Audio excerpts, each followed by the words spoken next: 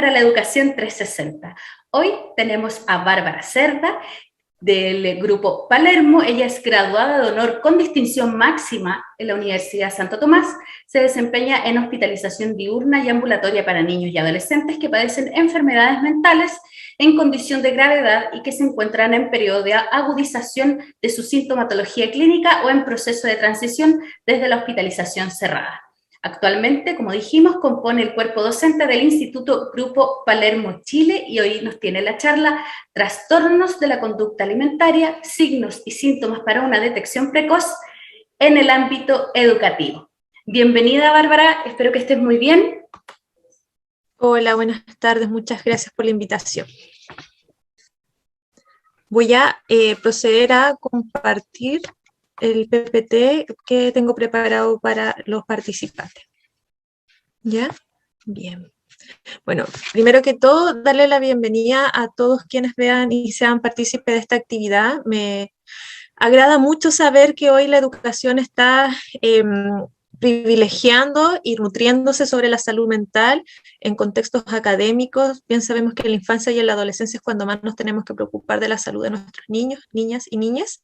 Así que estoy muy contenta de que una temática como la que yo trabajo mucho, que son los trastornos de la conducta alimentaria, sea parte de estos temas que se están tocando hoy en día para tener una detección precoz y que nuestros niños reciban los tratamientos adecuados a temprana edad. ¿Ya? Bueno, como les contó Carla, yo voy a hablar sobre los trastornos de la conducta alimentaria, señales, signos y síntomas para una prevención en el contexto escolar. Bien. Bueno, antes de comenzar les voy a hablar un poquito brevemente sobre quién soy. Bueno, mi nombre es Bárbara, egresé en el año 2018 de la Universidad Santo Tomás de sede de La Serena. En el año 2017 hice mi internado en el CESFAM Dr. Sergio Aguilar, perteneciente al Servicio de Salud de Coquimbo. Entre el año 2018 y 2019 trabajé en un CESAM en el área infanto-adolescente perteneciente al Hospital San Pablo, y desde 2019 hasta la fecha trabajo en un hospital de día, el único de la cuarta región, donde están los casos de mayor gravedad de salud mental infanto-adolescente de la región. Y desde el 2019 hasta la fecha trabajo de forma particular en mi consulta, y a partir de este año soy parte del grupo de profesionales que ejerce la docencia en el Instituto Grupo Palermo.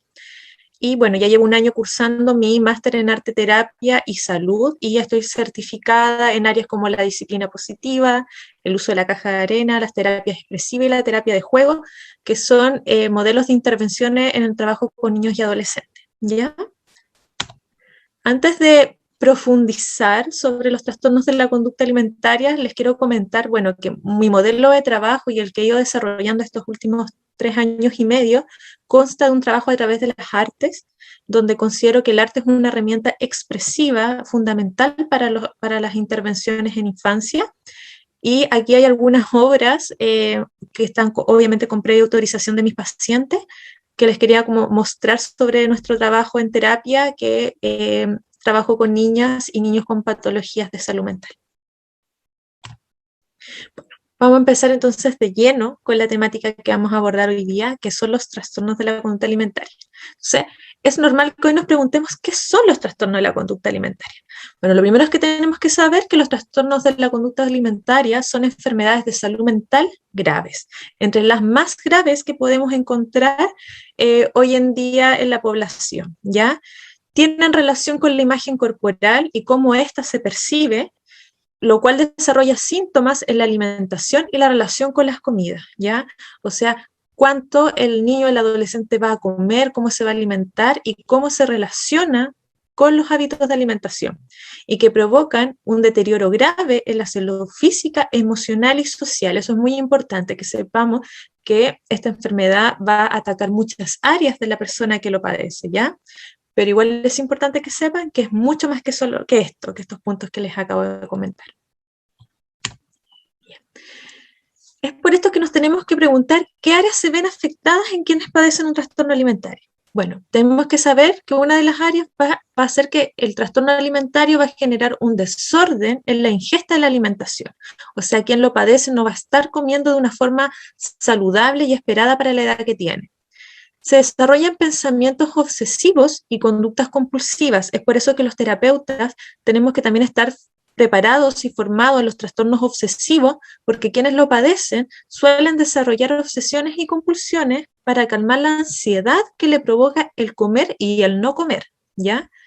Puede generar que el paciente se realice autolesiones de forma de castigo por estar comiendo alimentos que el mismo paciente se prohibió comer, o también a causa de la culpa que les puede estar generando el estar teniendo esta enfermedad y todo lo que conlleva para la familia, ¿ya? Conlleva un chequeo excesivo en el espejo, cosa que es muy difícil hoy en día para nosotros como profesionales y para las familias controlar, porque no basta con solamente tapar el espejo de la casa, hoy día uno prende el teléfono y se mira al espejo, uno prende la cámara, se mira al espejo, uno va por la calle y se ve en el reflejo de un auto. O sea, los espejos, el reflejo de nosotros está en todas partes. Bueno, se desarrollan mentiras relacionadas a la higiene de alimentación, o sea, quien padece un trastorno alimentario nos va a mentir sobre lo que come, sobre cuánto come en el día y sobre si tiene o no tiene hambre, ¿ya? Quien lo padece va a tender a aislarse y distanciarse de las relaciones sociales. O sea, seguramente la persona que se está enfermando de un trastorno de la conducta alimentaria se empieza a alejar de los amigos, empieza a rendir diferente en el colegio, ya no participa de las actividades grupales y cada vez está más ensimismado o ensimismada. Genera una ambivalencia emocional. Vamos a ver días que la persona que lo padece va a estar con mucha energía, pero otros días va a estar muy decaído y las variantes van a ser muy difíciles de percibir para la familia, para los profesores. Es por eso que los especialistas nos vamos dando cuenta y le vamos enseñando al paciente a diferenciar sus diferentes estados emocionales. Y va a generar síntomas depresivos y ansiosos. Está estudiado que la mayoría de los pacientes que desarrollan un trastorno de la conducta alimentaria desarrolla un trastorno depresivo y ansioso como comorbilidad de esta enfermedad. Bueno, los libros dicen que es entre el 60 al 70%. En la práctica clínica yo he visto un 100% de comorbilidad sobre la enfermedad. ¿Qué vamos a entender nosotros como comorbilidad? Que igual es importante que ustedes como profesionales lo sepan. Quien padece una enfermedad, esta enfermedad puede desarrollar otra. Yo siempre uso este ejemplo para explicárselo a mis pacientes. Si, por ejemplo, a mí me diagnosticaran hoy de cáncer, lo más probable es que desarrolle una depresión, porque me va a afectar mi ánimo saber que me voy a tener que someter a un tratamiento y que quizá puedo fallecer. Los trastornos alimentarios y las enfermedades de salud mental pasa lo mismo. Generalmente uno tiene una patología o que desarrolla otra. Entonces es importante que los especialistas sepamos todos los diagnósticos que pueden estar habitando dentro de nuestro paciente. Ahora, nosotros los terapeutas, los psicólogos, tanto como los psiquiatras, trabajamos con una bibliografía, un libro que se llama DSM, que es un libro de diagnósticos clínicos, donde en simples palabras es como un chequeo, un checklist de que si la persona presenta estos síntomas es que padece una enfermedad. Y este libro los agrupa. Están, por ejemplo, las enfermedades del ánimo, las enfermedades de la personalidad, las enfermedades neuropsicológicas y las enfermedades, por ejemplo, de la alimentación, las conductuales. Entonces, agrupa todas las enfermedades que se parecen y que tienen componentes similares y las agrupa para que sea más fácil clasificar. Entonces, una de las clasificaciones serían los trastornos de la conducta alimentaria, que se componen por estos 7 grupos de enfermedades, ¿ya? Primero tenemos el diagnóstico de pica, que se produce principalmente en niños pequeños, en pacientes que tienen trastornos obsesivos compulsivos, pacientes que padecen esquizofrenia o alguna discapacidad intelectual. El trastorno de pica consiste en las personas que comen elementos no nutritivos y los ingieren. Por ejemplo, comer tierra, comer algodón, comer hormigas, y que los usan como alimentos, ¿ya? Hay que siempre distinguir temas culturales porque hay algunas culturas donde hay ciertos alimentos no nutritivos que las personas ingieren, entonces siempre tenemos que hacer los contrastes de la cultura que viene en nuestro paciente y también las creencias que ellos tienen, ¿ya? También está el trastorno por rumiación, que quiere decir que la persona no es que vomite el alimento, pero como que lo mastica y es como que le sacara el sabor solamente y después lo escupe, ¿ya? Tiene un carácter involuntario. La mayoría de estas enfermedades no se somete a la voluntad del paciente, que digamos no lo hagas más, ¿ya? Realmente el paciente no se da cuenta que lo hace. Y también se desarrolla en personas que generalmente tienen un trastorno ansioso a la base. otro de los trastornos bien complejos de la alimentación es el trastorno de restricción de la ingesta alimentaria, el cual se da principalmente en niños pequeños, que muchos lo asocian a esto, a los niños que no quieren comer muchos alimentos, generalmente porque le tienen miedo o rechazan las texturas de estos alimentos. Les voy a poner un ejemplo. Por ejemplo, que tenemos un niño de 5 años y lo llevamos a comer pescado tipo merluza y se enferma de la guatita, vomita, está 2 días en cama y después el niño pregunta, ¿qué fue lo que me comí que me enfermó? Entonces uno le dice la merluza. Entonces desde ahí que nuestro niño no quiere comer nunca más merluza, pero después ya tampoco quiere comer ningún tipo de pescado y después a los 3, 4 meses ya no quiere tampoco comer, por ejemplo, atún. Entonces este miedo a enfermarse por este alimento va creciendo y va acotando cada vez más los alimentos que nuestro niño quiere comer, ¿ya? Es una patología que debe ser tratada, pero igual tiene mal pronóstico porque va acotando la ingesta y la variedad de alimentos que come el niño, ¿ya? Y luego tenemos estos 3 diagnósticos, que es la anorexia nerviosa, la bulimia nerviosa y el trastorno por atracón, que tienen relación con la imagen corporal, pero que sus síntomas se desarrollan de diferentes maneras. Los pacientes que padecen anorexia nerviosa tienen una restricción de los alimentos con el objetivo de alcanzar un estado de delgadez que cumpla los estándares que ellos desean alcanzar. En cambio, la bulimia nerviosa, también la paciente o el paciente desea alcanzar un objetivo corporal, pero más que dejar de comer, lo que suele tener son vómitos después de los alimentos con el objetivo de controlar el peso, mientras que los trastornos por atracón se desarrollan en las personas que comen en exceso sin darse cuenta, sin tener el control sobre lo que están comiendo, lo cual desemboca en sentimientos de culpa, sensación de suciedad y la pérdida completa del control, ¿ya? Y finalmente hay un grupo de, digámoslo así, de diagnósticos que se llaman los otros no especificados. Y generalmente ahí los especialistas diagnosticamos a cualquier paciente que está teniendo una dificultad con las comidas y con la imagen corporal, pero que no cumple todos los criterios para ser diagnosticado con alguna de estas enfermedades.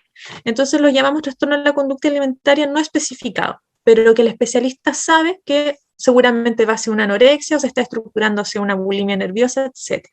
¿Ya? Pero eso no es todo, ¿ya?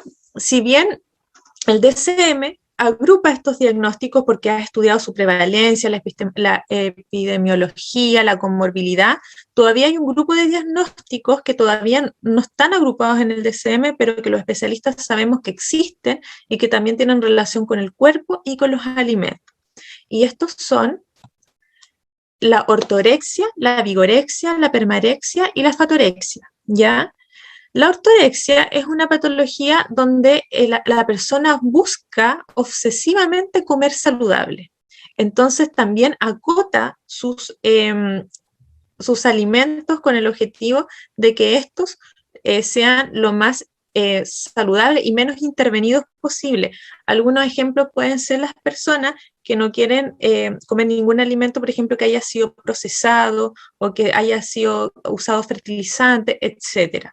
Entonces, este objetivo de alimentarse tan saludablemente también es obsesivo. Entonces la persona no come con libertad, porque no va a comer cualquier cosa que ve en la mesa, va a comer solamente la que él estudió y sabe que es una alimentación saludable.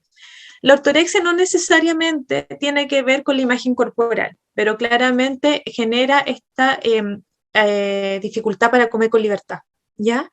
Luego tenemos la vigorexia, que es la búsqueda de alcanzar un objetivo estético relacionado al mundo fitness, y donde la persona se percibe al espejo y suele verse generalmente a la inversa del objetivo que quiere alcanzar. Por ejemplo, si la persona entrena mucho y su musculatura ha crecido, se sigue viendo muy delgado en el espejo, ¿ya? Y suele tener esta obsesión por entrenar y comer de forma saludable, lo cual también lo atrapa en esto de no poder comer con libertad, porque a lo mejor la persona que padece vigorexia hoy día, no sé, quería salir y como tiene que ir a entrenar, deja cualquier actividad que también era importante por entrenar, porque si no tiene esta sensación de estar en deuda, que a lo mejor todo el esfuerzo que lleva 2 años entrenando se va a acabar en una situación tan extrema como haber faltado un día al entrenamiento. Entonces también empieza a desarrollar estas obsesiones sobre la corporalidad y sobre los alimentos. La permarexia consiste en las personas que hacen un conteo obsesivo de las calorías que comen en el día, ¿ya? Entonces, solamente van a comer los alimentos de los cuales pueden contar la cantidad de gramos y calorías que tienen, y se suelen colocar metas que desean alcanzar o de las cuales no pueden atravesar, por lo cual tampoco hay una alimentación con libertad. Y finalmente está la fatorexia, que vamos a decir que es como el inverso a la anorexia, pero no tan grave. O sea, la persona tiene algún tipo de sobrepeso, pero cuando se mira al espejo no lo nota, se percibe más delgado de lo que realmente está. Entonces tiene esta sensación de que a lo mejor la balanza está mal o que las personas están exagerando. Se desarrolla más en hombres que en mujeres, ¿ya? Es importante que ustedes sepan que estas 4 patologías suelen ser las más prevalentes en la migración diagnóstica. ¿Qué es una migración diagnóstica? Cuando una persona, si bien se está recuperando de una enfermedad grave y evoluciona a otra enfermedad, que a lo mejor es menos grave. Por ejemplo, es muy común que una paciente con una anorexia severa termine desarrollando una permarexia crónica, o sea, que igual cuente sus calorías de forma crónica. A lo mejor el paciente o la paciente come, sí, come, pero nunca deja de contar las calorías. O pacientes también hay harto en la literatura de que tenían anorexia y desarrollaron una vigorexia porque siguen con la obsesión por su cuerpo, pero comiendo. Entonces, en realidad no hay riesgo vital, pero la libertad ante las comidas no existe. Bien, vamos a continuar. Entonces, ¿por qué se desarrollan los trastornos de la conducta alimentaria? Es como la pregunta que todos queremos saber, ¿cierto? Bueno, antes de saberlo, primero tenemos que descartemos los mitos. Creo que eso es lo más importante. Estos son como los mitos más conocidos sobre los trastornos alimentarios que nosotros como especialistas siempre tenemos que estar desmintiéndolo en terapia y en las capacitaciones para que entendamos la profundidad y la gravedad de estos trastornos. Primero, uno de los mitos que dice que los padres, principalmente de las madres, son los responsables porque no eran estrictos. Ya no hay una prevalencia real sobre esto, no hay un método de crianza que pueda desarrollar un trastorno de la alimentación. Sí hay estudios y bibliografía que demuestra que hay formas familiares que pueden agudizar un cuadro clínico, ¿ya? Bueno, que los pacientes lo hacen para castigar a la familia, que los TCA tienen exclusiva relación con la búsqueda de la vanidad y el querer ser modelo, que es una forma de llamar la atención de la familia, que es una etapa que se supera con la edad y que es una fase pasajera y que tiene que ver exclusivamente con la alimentación. Ya, que es importante que sepamos. Los trastornos de la alimentación no están sujetos a voluntad, entonces no es que el paciente decida tenerlo. Generalmente los pacientes inician una dieta, una forma de cambiar su corporalidad que se les escapa de las manos, desarrollando obsesiones y compulsiones sobre esta enfermedad, y cuando quieren parar ya no hay vuelta atrás porque el cerebro se empieza a desnutrir y les cuesta percibirse realmente cómo son. Es importante que sepamos que son enfermedades psiquiátricas, o sea, hay un tema neuronal. Cuando nuestro paciente con anorexia, por ejemplo, nos dice que cuando se mira al espejo se ve con sobrepeso, es porque es real. Hay una distorsión real de su imagen corporal. No tiene que ver necesariamente con la búsqueda de la belleza, pero sí con estándares que los mismos pacientes consideran que son los estéticos, ¿ya? Y no tienen exclusiva relación con los alimentos. Es importante que nosotros sepamos que el paciente va a ser síntoma en la alimentación, pero en realidad, ya lo vimos, va a generar un trastorno del sueño, va a generar un trastorno del ánimo, va a generar una disfunción familiar, y en realidad el síntoma se hace en la comida, pero no es la razón de la enfermedad. Entonces, es importante que sepamos que conocer estos mitos puede marcar la diferencia a la hora de estar atentos, ¿ya? Entonces, es importante que sepamos que los TCA le decimos a los trastornos de la conducta alimentaria, no solamente afectan a adolescentes, mujeres y heterosexuales, ya también afectan tanto a hombres como niños, y también se ha estudiado que la población de la diversidad sexual también padece estas enfermedades en gran medida. Las personas con TCA no es que no coman nada, ya también comen, y no necesariamente por cómo comen vamos a diagnosticarlos, ¿ya? No podemos decir que una persona con trastorno alimentario, no podemos diagnosticar a alguien con trastorno alimentario solamente por cómo se ve en su apariencia. No todos los pacientes que tienen anorexia están esqueléticos, como no todas las personas que tienen bulimia tienen sobrepeso. No se puede diagnosticar con lo que vemos ante los ojos solamente. Bueno, acá, por ejemplo, aquí hay un mito. Las personas tienen que estar extremadamente delgadas o con sobrepeso para hablar del TCA. Es importante que sepamos eso. Solamente con la corporalidad no lo podemos evaluar. Y también es importante que sepamos que un mito, pensar que los trastornos alimentarios se contagian y se producen por ver muchas redes sociales.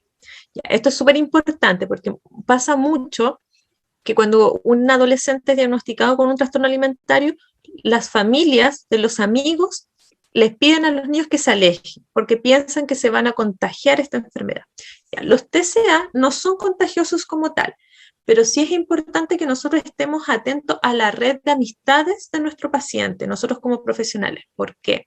Porque si bien no son enfermedades contagiosas, obviamente en la adolescencia, los temas de interés son más vulnerables.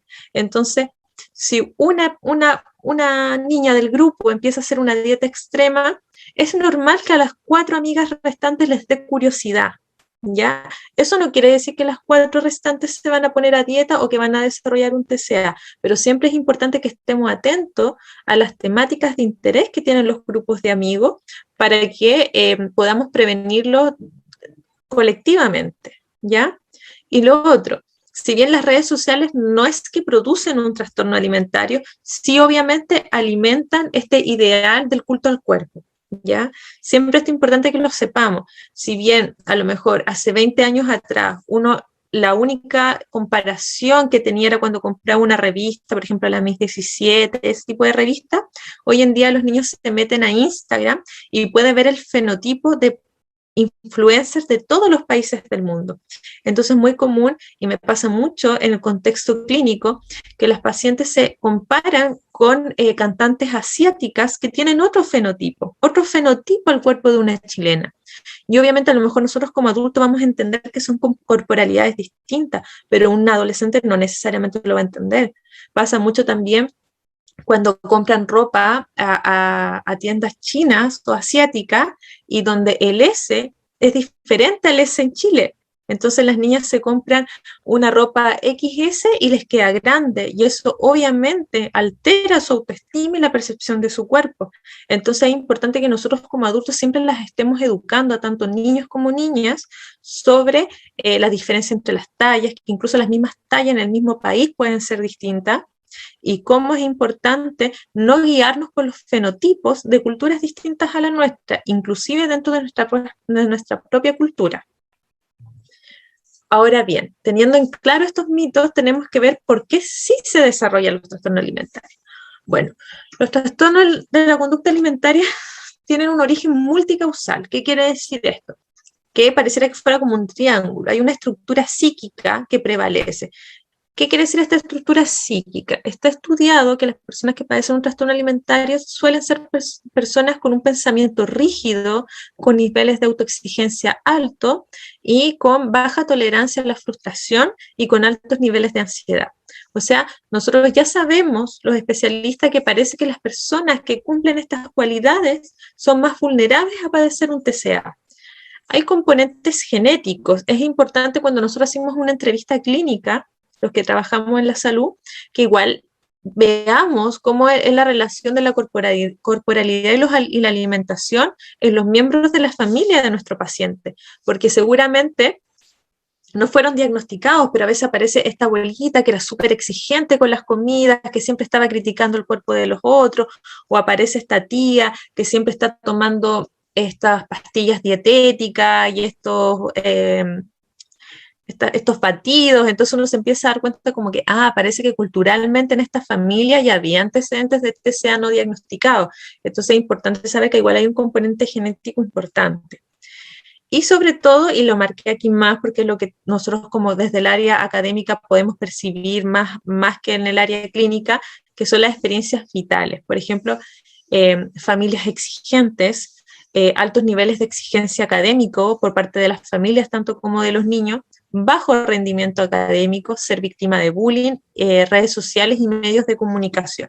O sea, esto como ya más ambiental también puede estar influyendo en que una persona padezca un TCA. ¿Ya? Puede sonar un poquito contradictorio esto como buen rendimiento académico o mal rendimiento académico. Siempre tenemos que saber que ambos extremos son malos. Incluso los niños que rinden mucho en el colegio también se puede afectar su salud mental, porque cuando se sacan una mala nota, su baja tolerancia a la frustración los afecta mucho. Entonces, tenemos que siempre estar atentos a ambos extremos, a nuestro alumno que rinde muy bien y a nuestro alumno que no rinde bien. Entonces, ¿a quién debemos estar atentos en el aula? Bueno, en general a todos, porque tenemos que saber que cualquier persona puede desarrollar un TCA. Si bien los estudios demuestran que hay como ciertas características de mayor vulnerabilidad, como una predisposición a que la persona lo padezca, en realidad lo podría padecer cualquier persona, ¿ya? Entonces tenemos que estar atentos a todos nuestros alumnos por igual. Vamos a hablar un poquito ahora de los indicadores que sí están estudiados.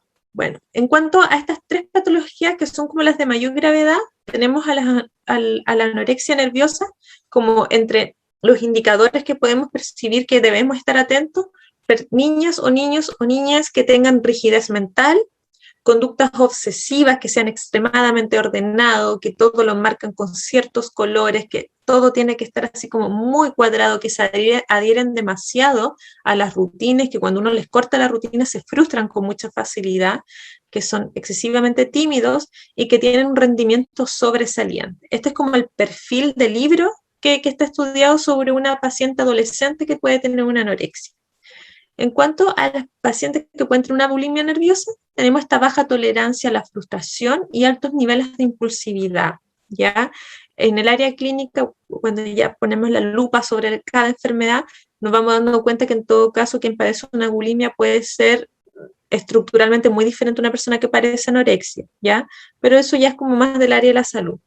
Y la vigorexia, que cada vez está más presente en la sociedad, que es un exceso de ejercicio, rigidez en las rutinas deportivas, o sea, parece que nuestro alumno, nuestra alumna puede cancelar cualquier cosa con tal de ir a entrenar, no se pierde ningún entrenamiento, parece que no come cualquier cosa porque si no, no cumple con su dieta y ahí pasa horas excesivas frente al espejo y hay un conteo de los alimentos y las calorías permanentemente. Entonces, sí sabemos que a pesar que son distintos síntomas, parece que tienen características comunes, y estas son la autoexigencia y la baja autoestima. Esta autoestima que intentan llenar con alcanzar un fin estético. Porque en los trastornos alimentarios aparece mucho esta fantasía de que cuando yo sea delgada o delgado, cuando yo sea musculoso o sea musculoso, mi vida se va a solucionar. Entonces, como que todo lo demás que yo no acepto de mi vida o que los demás no aceptan en mí se soluciona si yo cumplo estándares de belleza. ¿Ya? Entonces, bueno, eso ya se trabaja en el área de clínica, pero es para más o menos que lo entiendan por qué se le da tanta importancia a la corporalidad. Es importante que sepamos diferenciar lo que es una dieta de lo que es un trastorno de la conducta alimentaria, porque muchos de nuestros alumnos van a ir a nutricionista constantemente o van a estar viendo temas en redes sociales y tenemos que saber cuándo y cuándo no preocuparnos. Lo primero que tenemos que saber es que quien hace una dieta se realiza orientada por un profesional de la nutrición. ¿Qué quiere decir esto? No es una dieta que se descargó por internet o que el paciente la eligió de forma voluntaria, sino que se está asesorando con un profesional. Y que el objetivo principal que tiene es mejorar los hábitos de alimentación. No son dietas restrictivas, un buen nutricionista le va a enseñar a alimentarse mejor para la vida, no con fines estéticos. Y es flexible y variada. Ninguna dieta que es extrema o que es rígida para todos los días contribuye a la salud mental de un paciente, ¿ya?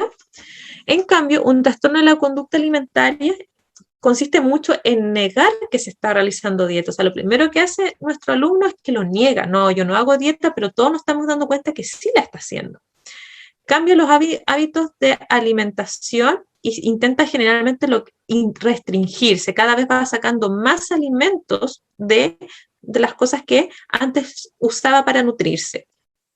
Suele negar que siente hambre, generalmente inventa que ya comió, empieza a comer solo en la habitación, no quiere alimentarse en compañía de los padres o de los hermanos, oculta la pérdida de peso usando ropa holgada de repente. Yo se lo explico así a las mamás, nuestra hija, nuestro hijo, empezó a usar unos buzos muy grandes, unos jeans muy grandes, y como que nunca sabemos mucho qué está pasando abajo de esos polerones. Entonces, también hay que tener harto ojo, porque hoy en día hay una moda que está como muy, muy latente, que esto de usar ropa ancha. Entonces es importante que también preguntémosle a los niños, ¿esto es por una moda o estás ocultando tu corporalidad? ¿Cuánto de esto es por lo que se está usando y cuánto de esto es porque no quieres mostrar tu cuerpo? Bueno, hay un mayor interés en las comidas en el sentido que la persona que padece un trastorno alimentario empieza a cocinar mucho, pero para otros, no para sí mismo. Es como la forma que tiene de seguir conectado con los alimentos. Insiste en que necesita comer menos que los demás, que siempre inventan alguna razón para saltarse las comidas o para que les sirvan menos. Y muchas de estas conductas se vuelven impulsivas y ritualizadas. ¿Cuáles son señales importantes que los especialistas le enseñamos a las familias? Por ejemplo, que siempre quieren comer en el mismo pote, con el mismo cubierto, a la misma hora. O sea, cada vez como que esto de alimentarse es menos flexible. Solamente voy a comer con mi cuchara favorita, solamente voy a comer en mi plato favorito. Y después cuando uno indaga en la terapia, es porque los niños sienten que ya tienen más o menos calculadas las porciones que le caben en su plato favorito. Y empiezan a desarrollar rutinas estrictas para disminuir la ansiedad. Entonces, tenemos que tener mucho ojo cuando nuestro alumno, nuestro familiar, cada vez más rígido ante las horas de comer y de las formas en las que se va a alimentar. Bueno, y aquí hay algunas señales físicas que nosotros podemos percibir y a las cuales podemos estar atentos sin necesariamente ser expertos en el área. Por ejemplo, empezamos a ver que un alumno o una alumna, bueno, ha tenido una baja de peso considerable y, por ejemplo, pasa mucho frío. Incluso los días que hace calor está muy abrigado.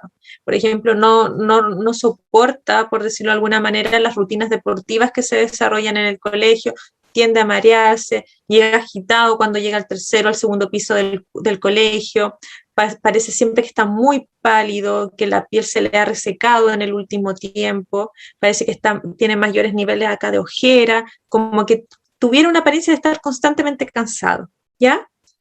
Muestra somnolencia porque generalmente los trastornos de la conducta alimentaria afectan el sueño y la vigilia, entonces parece que nuestro alumno se está durmiendo como a las 3 de la mañana y se levanta a las 7, siempre anda cansado, pareciera, por ejemplo, que corrió una maratón el día anterior y también suelen tener mayores niveles de adormecimiento en sus extremidades. Ahora, aquí les marqué en negrita las más complejas y las más fáciles de ver también. Desea ir al baño después de cada comida, evita participar de actividades sociales donde se vaya a comer, por ejemplo, en esta cumpleaños mensuales que se celebran los cumpleaños del mes, no come nunca torta, nunca quiere comer nada de lo que está en la mesa, cuando se hacen juntas o algo prefieren no participar, suele usar prendas holgadas y cambió mucho la interacción en sus redes sociales. A lo mejor ustedes como profesores o docentes no lo van a dar cuenta, pero sí es importante que se lo muestren a las familias. Generalmente un paciente que sufre un TCA empieza como a aislarse en las redes sociales, o sea, está ahí, como que mira todo el día, consume redes sociales todo el día, pero ya no se saca fotos, borró todas las fotos anteriores, dejó de subir historia, porque ya no reconoce su cuerpo como tal, entonces no lo va a exponer ante el público. Entonces teníamos una persona que subía 20 fotos a la semana y de repente ya no sube nada. Y a veces aparecen estas cuentas, que, bueno, yo trabajo con muchos adolescentes, entonces como que me cuentan, estas cuentas que de repente aparecieron con 0 fotos, ya no tienen fotos, tienen como una sola foto y tienen 2.000 seguidores, o sea, usan la red social, pero no para mostrarse y conectarse con ellos, ¿ya? Y desde un tiempo hasta ahora se han aislado mucho del grupo de pares y de compañeros, ¿ya? Bueno, ¿y qué debemos hacer si estamos ante la sospecha de que a lo mejor un alumno o algún estudiante puede estar pasando un TCA? Lo primero es que revisemos los protocolos escolares sobre salud mental. Es importante que los colegios cuenten con sus protocolos, con los psicólogos tanto del PIE como los de convivencia escolar, sobre cómo realizar derivaciones y entrevistas, obviamente no clínicas, pero que nos den cuenta si nuestro alumno está pasándola mal. ¿ya? Colocarse en contacto con la familia y solicitar una evaluación de un profesional en el área. Muchas familias que han llegado a mi consulta llegan derivados desde colegios, porque los psicólogos del colegio los entrevistaron, dieron cuenta de que algo a nivel clínico, o sea, que escapaba del ámbito educacional estaba pasando y les solicitan la derivación y una evaluación clínica con un informe que diga si no, este niño le pasa algo o no le pasa algo. Así que en eso yo estoy como bien agradecida al sistema escolar actual porque creo que está mucho más despierto y mucho más abierto a percibir estas situaciones. Tenemos que recordar que solo los profesionales especializados pueden realizar un diagnóstico, o sea, un psicólogo o un profesor o un director no puede diagnosticar a alguien con TCA, incluso dentro del mismo sistema de salud, quien no esté especializado no debería hacerlo. Entonces es importante ahí que busquemos siempre profesionales que estén especializados en diferentes áreas donde podamos derivar, ¿ya? Bueno, y esto yo creo que es lo más importante, apoyar en acoger la solicitud y sugerencias de los profesionales de salud. ¿Qué me refiero con esto? Yo en esto, por ejemplo, he tenido muy buenas experiencias hasta la fecha cuando elaboro informes donde solicito que se disminuya la exigencia académica para mi paciente o que haya mayor flexibilidad en la entrega o que incluso solamente ya no dé las pruebas y solamente asista a clase. Muchas veces vamos a decir, pero pucha, Juanito, Juanita le va súper bien, ¿por qué vamos a hacer esto? Justamente porque le va tan bien que necesito que su energía la utilice en mejorar su patología más que en su rendimiento académico, ¿ya? Entonces es importante que nosotros desde los colegios apoyemos al equipo de salud mental para que el niño o niña se mejore, porque el niño que se siente mal va a rendir mal, es inevitable. Entonces, así podemos trabajar en equipo y lo más pronto posible vamos a tener a nuestro paciente, a nuestro alumno incorporado con normalidad al sistema escolar. Ya, aquí hay algunas sugerencias que podemos incorporar dentro de los establecimientos educacionales. Estos obviamente yo se los digo desde el área de la salud, yo nunca he trabajado en un colegio, así que ojalá se puedan ir incorporando.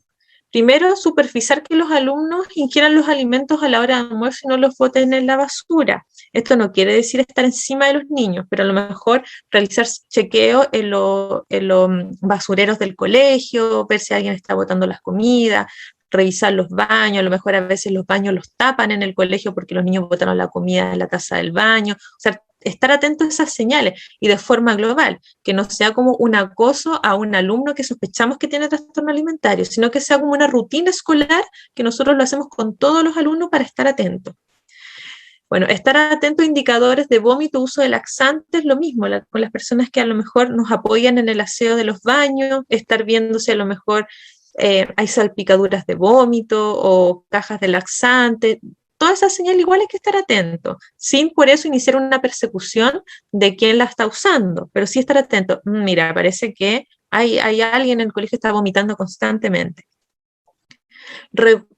Resguardar la confidencialidad de los diagnósticos de salud mental, eso es muy importante. Es importante que si las familias deciden, porque las familias no están obligadas a entregar el diagnóstico a un colegio, si lo deciden compartir con los profesores o con el psicólogo escolar, respetar esa confidencialidad. Pasa mucho en el área clínica que estos diagnósticos se entregan y después todos los compañeros saben lo que le pasa al alumno. Y eso no está bien entre los derechos del niño y en los derechos como paciente, porque tiende a la estigmatización de quien padece una enfermedad, que no necesariamente la va a padecer toda su vida. Estar atento a situaciones de bullying, ciberacoso y grooming, y también es importante que sepamos que hay que promover la tolerancia y la aceptación y la autoestima en las aulas. Bueno, yo sé que ahora los programas de convivencia escolar están muy atentos a eso, pero siempre es bueno seguirlo fortaleciendo. Ya. Y que es fundamental que los colegios estén en un contacto directo con los SFAM del sector ubicado desde donde está el establecimiento con el objetivo de solicitar asesorías, controles y capacitaciones. Como yo les comenté al inicio de esta pequeña relatoría, yo hice mi internado en un SFAM y fui parte de estas capacitaciones a colegios porque esa es la idea de que el establecimiento educacional esté conectado con la red de salud territorial, que se les pueda solicitar a profesionales de salud ese apoyo a los colegios para hacer charlas, para explicar y enseñarle tanto a las familias como a los alumnos. ¿ya?